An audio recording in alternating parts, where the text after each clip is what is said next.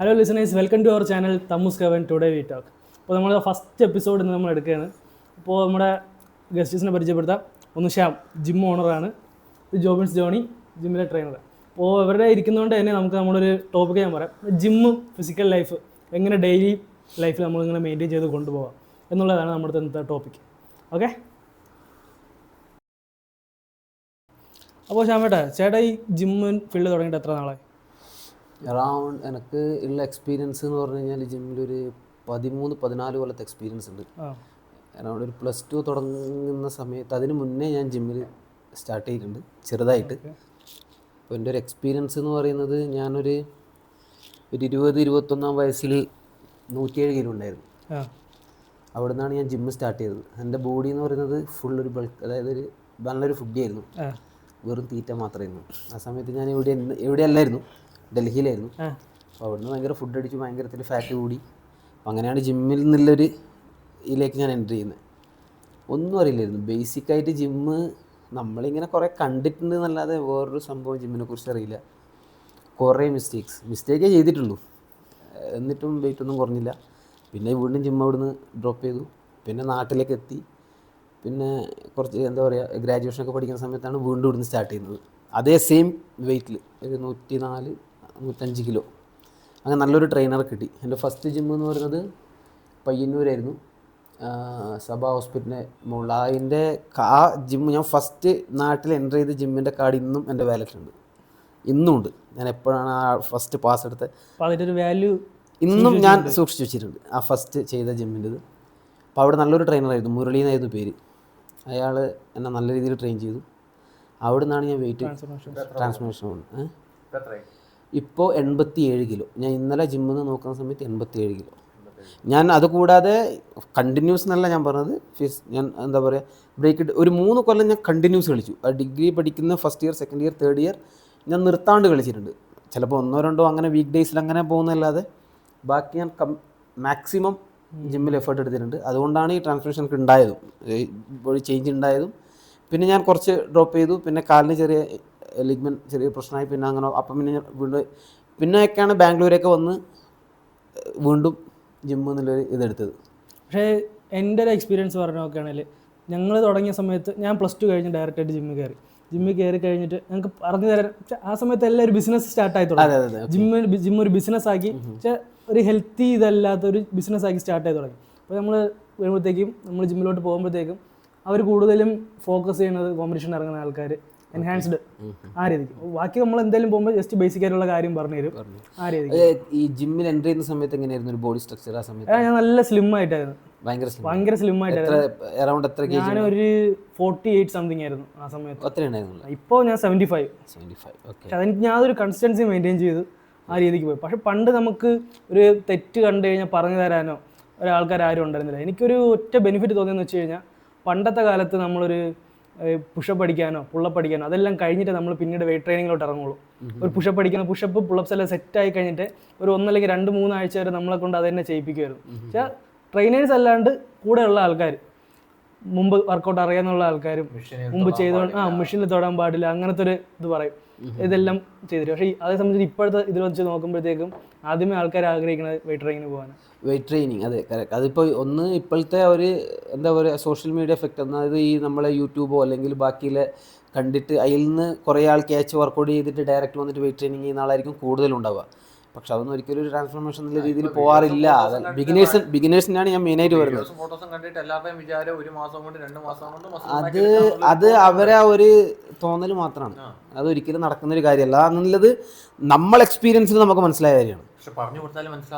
ഉണ്ട്, അതാണ് ഞാൻ പറഞ്ഞത്. ഒരിക്കലും ഇനിയിപ്പോൾ നിങ്ങൾ ഒരു ബിഗിനേഴ്സിനെ പോയിട്ട് അങ്ങനെയല്ല എന്ന് പറഞ്ഞു കഴിഞ്ഞാൽ അവനത് ഇപ്പോഴത്തെ ഒരു രീതിയിൽ അക്സെപ്റ്റ് ചെയ്യില്ല. അത് ചെയ്യണമെന്നുണ്ടെങ്കിൽ അവന് ബേസിക്കായിട്ട് ജിമ്മിനെ കുറിച്ച് എന്തെങ്കിലും നോളജ് ഉണ്ടാവും. അങ്ങനത്തവൻ ഇത് അക്സെപ്റ്റ് ചെയ്യാം, ഓക്കെ അവർ പറയുന്നതാണ് ശരി എന്നുള്ളത്. അല്ലാത്തവൻ ഈ റീൽസോ അല്ലെങ്കിൽ വല്ല യൂട്യൂബ് ചാനലോ എന്താ പറയുക, ഈ വെയിറ്റ് ട്രെയിനിങ് ഓൾറെഡി നടക്കുന്ന, നമ്മൾ യൂട്യൂബിലോ അല്ലെങ്കിൽ നല്ല സെലിബ്രിറ്റീസിൻ്റെ അല്ല, ഇപ്പോൾ നമ്മൾ എന്താ പറയുക, ഈ റോണി കോൾമാൻ അല്ലെങ്കിൽ അർണോൾഡൊക്കെ കാണിക്കുന്ന നമ്മളെ ചില റീൽസോ അല്ലെങ്കിൽ വീഡിയോസ്, അവരൊക്കെ കാണിക്കുന്നത് വെറും ആ ഒരു വീഡിയോസിന് വേണ്ടിയിട്ടൊരു പോസ് മാത്രമാണ്. അപ്പോൾ അത് കണ്ടിട്ട് ജിമ്മിൽ കയറി വന്നിട്ട് വെയിറ്റ് ട്രെയിനിങ് ചെയ്താലും ഒരു പുണ്ണൊക്കെ ആവാൻ പോകുന്നില്ല, നമുക്ക് കൃത്യമായിട്ട് അറിയാം. ഒന്നും ആവാൻ പോകുന്നില്ല. എൻ്റെ എക്സ്പീരിയൻസ് എന്താ? എനിക്കിതേപോലെ തന്നെയായിരുന്നു. ആദ്യമേ നമ്മൾ കയറി ചെന്ന് ലോക്കൽ ജിം 200 rupees അങ്ങോട്ടേ. എത്ര വർഷം മുമ്പ്?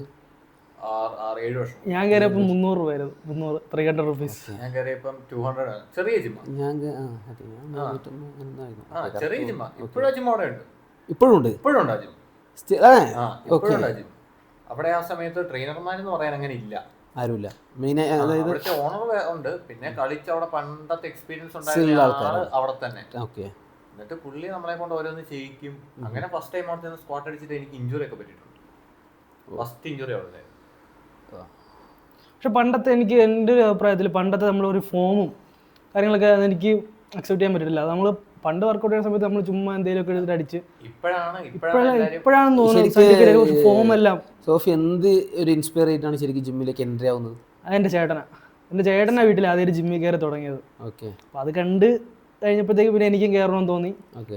പക്ഷെ അവനൊക്കെ ഇപ്പോഴും ഇടയ്ക്ക് നിർത്തി പോകുന്നത്. പക്ഷെ ഞാൻ സ്റ്റിൽ അന്ന് തൊട്ട് ഇന്ന് വരെ ഞാൻ കൺസെന്റ് ആയിട്ട് ഫോളോ ചെയ്യുന്നുണ്ട്. ഇടയ്ക്ക് കൊറോണ ടൈമിലായാലും ഞാൻ ഹോം വർക്കൗട്ടും കാര്യങ്ങളെല്ലാം ചെയ്തിരുന്നു.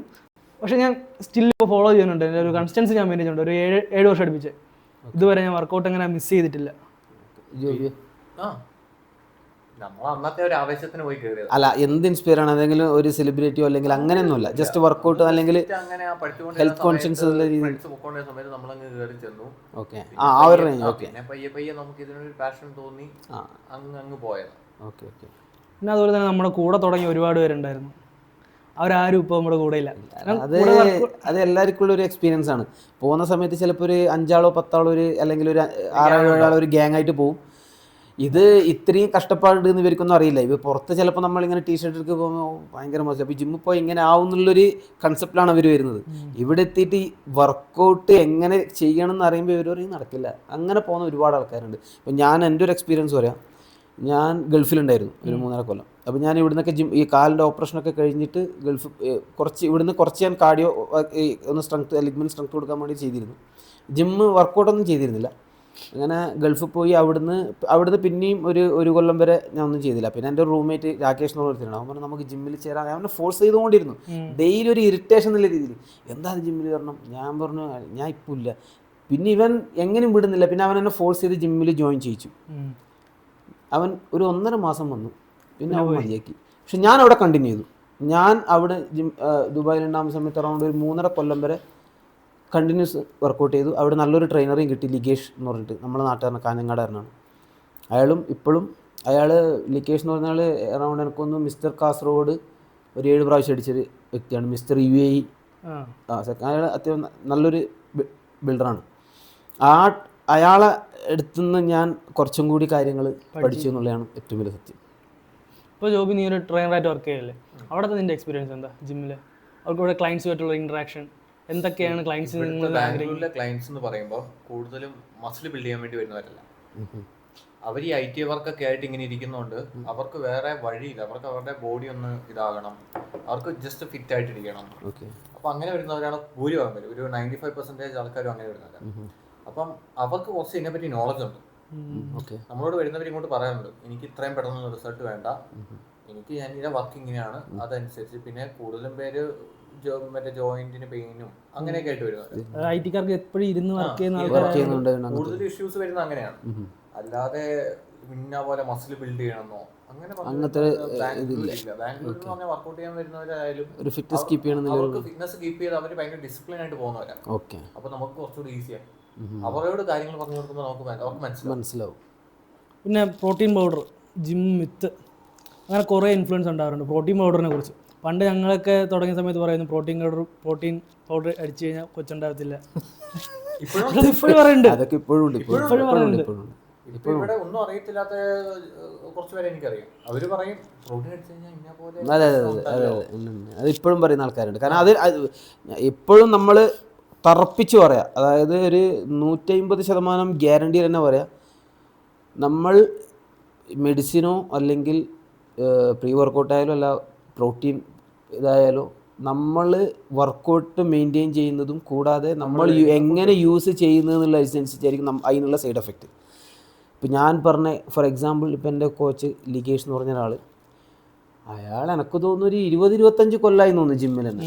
അയാൾ 7 പ്രാവശ്യം ഒരു മിസ്റ്റർ കാസർഗോഡ് അടിക്കണമെങ്കിൽ മെഡിസിൻ യൂസ് ചെയ്യാണ്ട് അടിക്കാൻ പറ്റില്ല.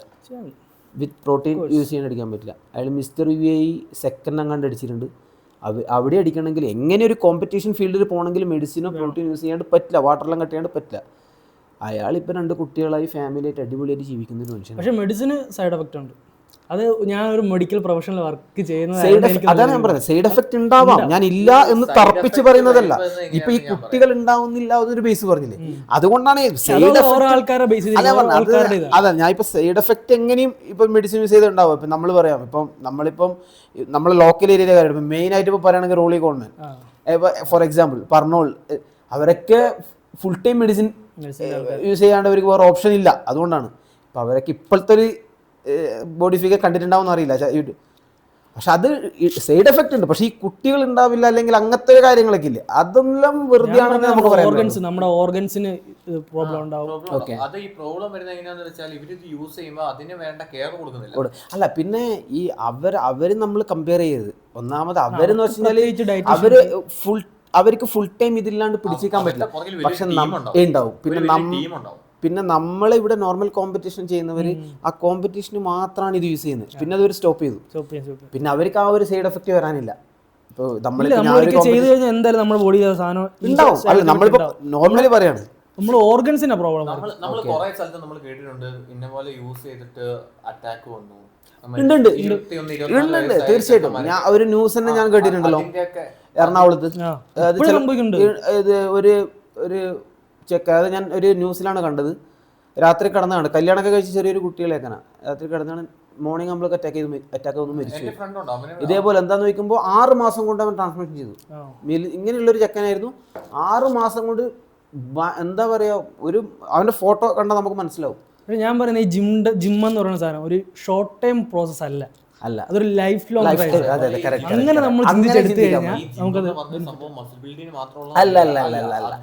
ഫിറ്റ്നസ് ആവശ്യം. കൂടുതലും ഞാൻ പറയും ഇപ്പൊ ഒരു 50% ആൾക്കാരുടെ വിചാരം ജിം എന്ന് പറയുമ്പോൾ മസിൽ ബിൽഡ് അല്ല. നമ്മളൊരു ഡെയിലി ഫുഡ് കഴിക്കുന്ന പോലെ അതൊരു റൊട്ടീനാക്കി ഇപ്പൊ നമ്മളിപ്പം ഒരു കൊല്ലോ 2 കൊല്ലോ കണ്ടിന്യൂസ് ആയിട്ട് ജിം കളിച്ചു, നമ്മൾ ഒരു ബ്രേക്ക് എടുക്കുന്നു, ഒരു 3-4 മാസം ബ്രേക്ക് എടുത്താൽ നമ്മൾ നോർമലി എല്ലാ മസിൽസും ലൂസ് ആവും. പിന്നെ നമ്മൾ വീണ്ടും രണ്ടാമത് വർക്കൗട്ട് സ്റ്റാർട്ട് ചെയ്തു, അങ്ങനെ ഡയറ്റ് ചെയ്യണം. അല്ലാണ്ട് നമ്മളിപ്പോൾ ഒരു 1.5 കൊല്ലം വർക്കൗട്ട് ചെയ്ത് നമ്മളെ മസിൽസ് ഫുൾ ഫിറ്റ് ആണ്, ഇത് കാലാകാലം നിൽക്കുമെന്ന് വെച്ച് കഴിഞ്ഞാൽ അങ്ങനത്തെ അതാണ് ഇപ്പോൾ സോഫി പറഞ്ഞത്. ഇതിൽ ഒരു ലൈഫ് ടൈം പ്രോസസ് എന്നുള്ള രീതിയിലേ കാണാൻ പറ്റും. ഷോർട്ട് നമ്മൾ വർക്കൗട്ട് ചെയ്യുമ്പോൾ നമുക്കൊരു കോൺഫിഡൻസ് കിട്ടും. തീർച്ചയായിട്ടും നമുക്കൊരു എന്ത് ചെയ്യാനൊരു ധൈര്യം ഉണ്ടാവും. അല്ല, നമ്മളെ മുമ്പിൽ നെഞ്ചും വിരിച്ച് പോയി നിൽക്കാനുള്ള അതെ കറക്റ്റ്. അത് മാത്രമല്ല നമ്മളെ ബോഡിയിൽ തന്നെ ഉള്ള ഹാർട്ട് ബീറ്റ് ആയാലും എല്ലാത്തിനും ഒരു ചേഞ്ച് വരും. കണ്ടിന്യൂസ് ആയിട്ട് പോകുമ്പോൾ നമുക്ക് തന്നെ ഡിസിപ്ലിൻ വരും. തീർച്ചയായിട്ടും കറക്റ്റ്. ഡിസിപ്ലിൻ എന്തായാലും വരും. പിന്നെ ഇതിന്റെ കൂടെ ഞാൻ പറയാം, ഈ ബോഡി ബിൽഡിങ് ചെയ്യുന്നുണ്ട്, ഡ്രഗ്സ് യൂസ് ചെയ്യുന്നുണ്ട്. ഡ്രഗ് മീൻസ് ഇതല്ല, എൻഹാൻസ്ഡ് അല്ല, നമ്മുടെ ഈ ഇപ്പോഴത്തെ കാലത്ത് കണ്ടുവരുന്നതായിട്ടുള്ള മനസ്സിലായി. നമ്മൾ എന്താ പറയാ, ഫോർ എക്സാമ്പിൾ ഇപ്പോൾ MDMA അങ്ങനത്തെ കാര്യങ്ങളൊക്കെ. പക്ഷെ അതെല്ലാം ഡേഞ്ചർ അല്ലേ? പിന്നെ ഉറപ്പായും നമ്മൾ ബോഡി ബിൽഡിംഗ് ഇതും അത് ഞാൻ എൻ്റെ മനസ്സിൽ കണ്ടെടുത്തോളം നമ്മൾ ചെയ്യുന്ന ശരീരത്തിനുള്ള ഒരു ഡിസ്റെസ്പെക്ട്. അതല്ല, അത് ഡേഞ്ചർ തന്നെയാണ്, അല്ല നമ്മൾ ഒരിക്കലും പറയില്ല. ഇപ്പോൾ നമ്മൾ യൂസ് ചെയ്യുന്ന ഇപ്പം ഒരു ഡ്രിങ്ക് ആയാൽ പോലും അത് നല്ലതല്ല എന്ന് നമ്മൾ പറയുള്ളൂ. പക്ഷെ അതെല്ലാം കംപ്ലീറ്റ് ഒഴിവാക്കിയിട്ട് നമുക്കങ്ങനെ നിൽക്കാനും പറ്റില്ല, അത് വേറെ വിഷയം, അതെന്തായാലും നടക്കുന്ന കാര്യമല്ല. പക്ഷെ നമ്മൾ ആ ഡ്രഗ്സ് ഏരിയയിലേക്ക് പോയി കഴിഞ്ഞാൽ പിന്നെ ഈ ബോഡി ബിൽഡ് എന്നുള്ള ഒരു മൈൻഡ് സെറ്റ് നമുക്ക് പോകും. പിന്നെ നമ്മൾ ആ ഒരു മൈൻഡിലേക്ക്, നമുക്ക് ആ ഒരു വൈബ്, ആ ഒരു സെറ്റാണ് നമ്മുടെ മൈൻഡിലേക്ക് വരിക. പിന്നെ ഇത് പോട്ടെ എന്നുള്ളൊരു മൈൻഡ് സെറ്റ്, കാരണം ഇവിടെ തിരിച്ചെടുക്കാന്നുള്ള മൈൻഡ് സെറ്റ്. തീർച്ചയായിട്ടും നമുക്കറിയുന്ന കാര്യമാണ്, ആരോഗ്യത്തിനും ഭയങ്കര മോശമാണ് ഈ ഡ്രഗ്സ്. അതിൻ്റെ ഒരു വൈബും ആ ഒരു സെറ്റപ്പും കിട്ടിക്കഴിഞ്ഞാൽ പിന്നെ ഈ ഫീൽഡിൽ ഉണ്ടായ നല്ലൊരു ബിൽഡർ ആണെങ്കിൽ കൂടി പിന്നെ അത് വിടും. പിന്നെ ആ ഒരു എന്താ പറയുക, ജിമ്മ് എന്നുള്ള അല്ലെങ്കിൽ അവൻ ബിൽഡ് ചെയ്യുന്നുള്ള ഒരു അഡിക്റ്റ് ആയിട്ടുള്ള ആൾക്കാരൊക്കെ അത്രേ ഉണ്ടാവുള്ളൂ. അത് കറക്റ്റാണ്. ബോഡി ബിൽഡേഴ്സ് അങ്ങനെ അതിലേക്ക് പോവില്ല, അൺഫോർച്ചുനേറ്റ്ലി. പോയി കഴിഞ്ഞാലുള്ള കാര്യമാണ്. ഇപ്പം നമ്മുടെ ഇൻസ്റ്റാഗ്രാമിൽ തന്നെ ഇൻഫ്ലുവൻസ് ഇതുപോലെ കാണിക്കുന്നുണ്ട്. അവര് ബോഡി ബിൽഡേഴ്സ് ആണ്, ബോഡി ബിൽഡർ. അവർ സിഗരറ്റ് വലിച്ചിട്ട് സിഗരറ്റ് വലിച്ചു കഴിഞ്ഞിട്ട് വർക്കൗട്ട് ചെയ്യുന്നത്. അല്ല, സിഗരറ്റ് എനിക്കത് വീഡിയോക്ക് വേണ്ടി എടുക്കുന്നതാണോന്ന് അറിയില്ല. അല്ല, സിഗരറ്റ് ചൈൻ സ്മോക്കേഴ്സ് ഉണ്ട്, ഇല്ല നമുക്കൊന്നും പറയാൻ പറ്റില്ല. ഇപ്പോൾ സെലിബ്രിറ്റീസിനായാലും നമ്മളെ ഇന്ത്യയിൽ തന്നെ സെലിബ്രിറ്റീസ് ആയാലും ഒരുപാട് ചൈൻ സ്മോക്കേഴ്സ് ഉണ്ട്. പക്ഷെ അവരൊക്കെ നല്ല രീതിയിൽ ബിൽഡ് ചെയ്യുന്നുണ്ട്. അവർക്കൊക്കെ പേഴ്സണൽ ഡോക്ടർ കാര്യങ്ങൾ, ഹെൽത്ത് ഒക്കെ അതെല്ലാം ഉണ്ടാവുമായിരിക്കാം, ഞാൻ പറയുന്നതാണ്. അതൊന്നും നമ്മളെ ബാധിക്കുന്നില്ല എങ്കിൽ നമുക്ക് ഓക്കെ. പക്ഷേ നമ്മൾ എന്താ പറയുക, ഈ സിഗരറ്റും അല്ലെങ്കിൽ ഡ്രിങ്ക്സോ കാര്യങ്ങളോ നമ്മൾ ഓവറായിട്ട് അല്ലെങ്കിൽ യൂസ് ചെയ്യുകയാണെങ്കിൽ നമ്മളെ ഹെൽത്തിന് നമുക്ക് ആ വർക്കൗട്ട് ചെയ്യേണ്ട ഒരു ടെൻഡൻസി ചിലപ്പോൾ മസിൽ ഗ്രോത്തിനെ ബാധിക്കും. അതെ കറക്റ്റ്. നമ്മളെ കപ്പാസിറ്റി അല്ലെങ്കിൽ നമ്മുടെ ബോഡി റിലീസ് ചെയ്യുന്ന ഹോർമോൺസിനെ അത് സപ്രസ് ചെയ്യും. അതെ കറക്റ്റ്. പിന്നെ നമ്മുടെ ജിം ഫീൽഡിൽ മെയിനായിട്ട് നോക്കുകയാണെങ്കിൽ ഏറ്റവും ഇമ്പോർട്ടൻ്റ് ആയിട്ടൊരു സാധനമാണ് ന്യൂട്രീഷൻ. ഒരു നല്ല ഫുഡ്, ഒരു ക്വാളിറ്റി ഫുഡ്. അപ്പോൾ നമുക്ക് ഇപ്പോൾ നോർമലായിട്ട് ജീവിക്കുന്ന ഒരാൾക്കാർക്ക് എല്ലാം കളഞ്ഞിട്ട് ജീവിക്കാൻ പറ്റില്ല. പക്ഷെ നമുക്ക് ചെയ്യാം. നമുക്കൊരു ക്വാളിറ്റി ആയിട്ടുള്ള കുറച്ച് ക്വാളിറ്റി ഫുഡ്സ് നമുക്ക് കുറച്ച് യൂസ് ചെയ്ത് നമ്മൾ ഒരളവിന് നമ്മളൊരു കാലറി മെയിൻറ്റെയിൻ ചെയ്തിട്ട് ആ കാലറിക്കകത്ത് നമ്മൾ ഫുഡൊക്കെ മെയിൻറ്റെയിൻ ചെയ്ത് കഴിഞ്ഞാൽ ഒരു കുഴപ്പം വരത്തില്ലല്ലോ. അപ്പോൾ നമ്മൾ ജങ്ക്സ് യൂസ് ചെയ്യാതെ. പക്ഷെ ജങ്ക്സ് യൂസ് ചെയ്യാതിരിക്കാനും നമുക്ക് പറ്റില്ല. നമ്മൾ നോർമലി ഇപ്പം ഉള്ള ഒരു ജനറേഷനിലാണെങ്കിൽ എല്ലാവരും ജങ്ക്സ് യൂസ് ചെയ്യണം. കാരണം ഒരു തോട്ട് വെച്ച് നമുക്ക് ഇഷ്ടമുള്ളത് കഴിക്കാം, പക്ഷെ അതിന്റെ ക്വാണ്ടിറ്റി നമ്മൾ കൺട്രോൾ ചെയ്യാം. അതും ശരിയാണ്. ആ ഒരു പോയിന്റ് ശരിയാണ്. നമുക്ക് എന്തും കഴിക്കാം. ഒരു ബിരിയാണി കഴിക്കണമെന്ന് തോന്നിയാൽ അതിന്റെ ടേസ്റ്റ് ഒന്ന് നോക്കാൻ വേണ്ടി കഴിക്കാം, അങ്ങനത്തെ പ്രശ്നമൊന്നുമില്ല. പക്ഷെ ആ ക്വാണ്ടിറ്റി മെയിൻറ്റെയിൻ ചെയ്യാന്നുള്ളത് വലിയൊരു എഫക്റ്റ് ആണ്. നമ്മൾ വയറ് നിറയെ കഴിക്കും, ആ ഒരു പ്രശ്നം ഭയങ്കര എഫക്റ്റ് ആണ്. അത് സത്യം. നമുക്ക് ഏത് ഫുഡും കഴിക്കാമെന്ന് ഞാനൊരു ഇന്റർവ്യൂ തന്നെ കണ്ടിട്ടുണ്ട്. അത് അത്യാവശ്യം ആരെന്നാണ് എനിക്ക് ഓർമ്മയില്ല, ഒരു ബോഡി ബിൽഡർ തന്നെയാണ്, ഒരു സെലിബ്രിറ്റി തന്നെയാണ് പറയുന്നത്. ഏത് ഫുഡും അവർ ഏത് ഫുഡും കഴിക്കും, പക്ഷെ ഒരു ക്വാണ്ടിറ്റി മെയിൻറ്റെയിൻ ചെയ്യും. ഓയിലായാലും എല്ലാം കഴിക്കുന്നുണ്ട്, പക്ഷെ ഒരു ക്വാണ്ടിറ്റി ഭയങ്കര മെയിൻറ്റെയിൻ ചെയ്യും. പക്ഷെ അത് നമ്മളെ കൊണ്ട് പറ്റില്ല എന്നുള്ളതാണ് ഏറ്റവും വലിയൊരു ഫാക്ട്. അവരെ കൊണ്ട് ചിലപ്പം പറ്റുന്നുണ്ടാവുമായിരിക്കും, മൈൻഡ് സെറ്റ് വേണം. നമ്മളെ കൊണ്ട് പറ്റുമോ? നമുക്കിപ്പോൾ ഇവിടെ ഒരു ഫുൾ ബിരിയാണി അല്ലെങ്കിൽ വെച്ചിട്ട് ഒരു കഷ്ണം എടുക്കാന്ന് വെച്ചാൽ നമ്മളെ കൊണ്ട് പറ്റില്ല. ആ അതാണ് പ്രശ്നം. ആ ഒരു പ്രശ്നം എല്ലാവർക്കും ഉണ്ട്. പിന്നെ ഈ ബിഗിനേഴ്സ് ജിമ്മിൽ വരുന്നത് ഒന്നിക്കിൽ ഇപ്പോഴത്തെ ഈ ജനറേഷനിൽ ഞാൻ പറയാം, ഒന്നിക്കിൽ ഏതെങ്കിലും നല്ലൊരു സെലിബ്രിറ്റീസിനെ കണ്ടിട്ടായിരിക്കും. അല്ലാന്നുണ്ടെങ്കിൽ ആ ജിമ്മിൽ വന്ന് അവിടെ വർക്കൗട്ട് ചെയ്യുന്നവർക്ക് കുറച്ച് ബിൽഡ് ഉണ്ടെങ്കിൽ ഇങ്ങനെയൊക്കെ ആവും എന്നുള്ളൊരു മൈൻഡ് സെറ്റ് ആയിരിക്കും. പക്ഷെ അവിടെ വന്ന് ഈ പ്രോപ്പർ വർക്കൗട്ട് ചാനൽ ഉണ്ടല്ലോ, നമ്മളിപ്പം ഇപ്പം എന്താ പറയുക, ഓരോരോ സ്ട്രെങ്ത് പാർട്സ് വൈസ് കളിക്കുന്ന സമയത്ത് ഓരോരോ ഇതൊക്കെ കളിക്കുമ്പോഴാണ് ഇവർക്ക് മനസ്സിലാവുക ഇതൊന്നും നമ്മൾ വിചാരിച്ചതല്ല, നമ്മൾ വിചാരിച്ച സാധനമല്ല. തടിയുള്ള ഒരാൾ ജിമ്മിലേക്ക് വന്നു, ഇപ്പൊ നല്ല ഫിസിക്കുള്ള ഒരാൾ വർക്കൗട്ട് ചെയ്യുന്നുണ്ട്. അത് കണ്ടിട്ട് ഇതേപോലെ വർക്കൗട്ട് ചെയ്താൽ ഞാൻ ഓക്കെ എന്ന് വിചാരിച്ചാൽ അവൻ ചെയ്യുന്നത് മൊത്തം കാട്ടി കൂട്ടിട്ട് വീട്ടിൽ പോയി കാര്യമില്ല. അതാണ് ഈ പ്രശ്നം. അതായത് നമ്മളിപ്പം എങ്ങനെ വർക്കൗട്ട് ചെയ്യുന്നത് മെയിൻ ഫാക്ടറാണ്. അതിൽ കൂടാതെ ഈ ഫുഡ് എന്നുള്ളത് ഡബിൾ, അതായത് വർക്കൗട്ടിനെയും കാട്ടി അതിന് ഡബിൾ ഫാക്ടറാണ് ഫുഡ് എന്നുള്ളത്. നമുക്ക് അതിപ്പോ ഇവരെ വീട്ടിൽ പോയിട്ട് നമുക്ക് നോക്കാൻ പറ്റില്ല. അതിൽ ഇപ്പം ഇവിടെ വർക്കൗട്ട് ചെയ്താ ഇന്ന് ഞാൻ ഇത്ര വർക്കൗട്ട് ചെയ്തില്ല, ഇനി പോയിരുന്ന 2 ബിരിയാണി അടിക്കാന്ന് പറഞ്ഞാൽ പിന്നെ അതിനെന്ത് നമ്മ അവരോട് എന്ത് പറഞ്ഞും കാര്യമില്ല. അങ്ങനത്തെ ഒരു പ്രശ്നം എനിക്ക് വന്നിട്ടുണ്ട്. ഞാൻ നാട്ടിലെ ജിമ്മിലെ ട്രെയിനറായ സമയത്ത് എൻ്റെ അടുത്തൊരു ചെക്കൻ വന്നിട്ട് പറഞ്ഞു, ഷാംബ്ര എനിക്കൊന്ന് ഒന്ന് ബൾക്ക് ചെയ്യണം. അപ്പം ഞാൻ പറഞ്ഞു ബൾക്ക് ചെയ്യണമെന്നല്ല, അവന് ഒന്ന് സ്ലിം ആവണം, അവൻ ഭയങ്കര കുറച്ച് ബൾക്ക് ചെയ്യുന്നു. ഞാൻ പറഞ്ഞു ചെയ്യാം, പക്ഷേ നീ പറഞ്ഞ പോലെ നിൽക്കുമെന്നൊക്കെ ചോദിച്ചു. സാധാരണ ഒരു ചെക്കനാണ്, അവനെ ഇതിനെ ജിമ്മിനെ കുറിച്ച് വലിയ ഐഡിയ ഒന്നുമില്ല. നിൽക്കാൻ കുഴപ്പമൊന്നുമില്ല എന്ന് പറഞ്ഞു. ഞാൻ പറഞ്ഞു ഫുഡ് ഒരു പ്രശ്നമാണ്, ഞാൻ നിന്നോളാം എന്നൊക്കെ പറഞ്ഞു. അവൻ എൻ്റെ അടുത്ത് ചാലഞ്ചൊക്കെ ചെയ്തു. ഞാൻ പറഞ്ഞു ഓക്കെ, അങ്ങനെയാണെങ്കിൽ ഞാൻ ഒരു ഫാറ്റ് ബേണർ എടുത്തു കൊടുത്തു, പിന്നെ ഒരു പ്രോട്ടീനൊക്കെ എടുത്തു കൊടുത്ത് സെറ്റ് ചെയ്തിട്ട് വർക്കൗട്ട് സ്റ്റാർട്ട് ചെയ്തു. ഇവൻ 1.5 മാസമായി 2 മാസമായിട്ട് ഇവൻ ഒരു മാറ്റമില്ല. ഇവൻ്റെ ഒപ്പം നിന്ന് എൻ്റെ കസിൻ ബ്രദറുണ്ട്, എൻ്റെ അച്ഛൻ്റെ അനിയൻ്റെ മോൻ. ഇവന് ഷിപ്പിൽ ജോലി കിട്ടുന്നില്ല, ഇവൻ്റെ വെയിറ്റ് കൂടിയതുകൊണ്ട്. അപ്പോൾ അവൻ്റെ അമ്മേനോട് പറഞ്ഞു നീ എങ്ങനെയെങ്കിലും ഇവനൊന്ന് വെയിറ്റ് കുറക്കണം എന്ന് പറഞ്ഞു. ഇവൻ ഈ രാത്രി സഞ്ചാരിയാണ്, രാത്രി പോവുക, പിസ്സ, ജങ്ക് ഫുഡ് ഇതൊക്കെ അടിച്ച്. ഞാൻ ഇവനോട് പറഞ്ഞു ഈ പരിപാടി നിർത്തി, ഞാൻ രാത്രി എവിടെയെങ്കിലും കണ്ടാൽ ഞാൻ ചിലപ്പോൾ തന്നെ തല്ലും. അങ്ങനെ പറഞ്ഞു, ഞാൻ ഓപ്പണായിട്ട് തന്നെ പറഞ്ഞു നീ ഇവിടെ വരുന്നുണ്ടെങ്കിൽ അതിൻ്റെ രീതിയിൽ വരണം. അപ്പോൾ ഓക്കെ എന്നെല്ലാം പറഞ്ഞു. അവന് മാറ്റം, അവന് ഞാൻ ഇതേപോലെ ഒരു ഫാറ്റ് ബേണർ പ്രോട്ടീൻ എടുത്ത് അവൻ വെയിറ്റ് ഒന്ന് ഇവൻ എങ്ങനെ മാറുന്നില്ല. ഇവനെന്താ പ്രശ്നം, നമുക്കിത് അറിയുന്നില്ല. ഇവൻ്റെ ഞാൻ ഇവൻ്റെ ഫുഡ് ഒന്നും കഴിക്കില്ല എന്നൊക്കെ പറഞ്ഞു. ഞാൻ ഒരു ദിവസം എന്തൊരു കോഫി കുടിക്കാൻ തായിൽ പോയ സമയത്ത് ഇവൻ ജിമ്മിലേക്ക് വരുന്ന നേരത്തെ നേരെ തായിൽ റെസ്റ്റോറൻ്റ് ആയിരുന്നു ആ ജിമ്മിൻ്റെ, അവിടുന്ന് പൊറോട്ടയും ബീഫും കഴിക്കുന്നു. ഞാൻ ഇത് അൺഫോർച്യുനേറ്റ്ലി ഇവനെ കണ്ടു, ഇവൻ കണ്ടിട്ട് ഇവനൊന്നും ചെയ്യണമെന്ന് അറിയുന്നില്ല. ഞാൻ ഒന്നും പറഞ്ഞില്ല. പിന്നെ അവൻ എൻ്റെ അടുത്ത് മാറി. ഞാൻ മോർണിംഗ് ആയിരുന്നു ട്രെയിനർ, അവൻ മോർണിംഗ് വരുന്നില്ല, പിന്നെ ഈവനിങ്ങിലേക്ക് മാറി. അവന് മനസ്സിലായി കാര്യങ്ങൾ.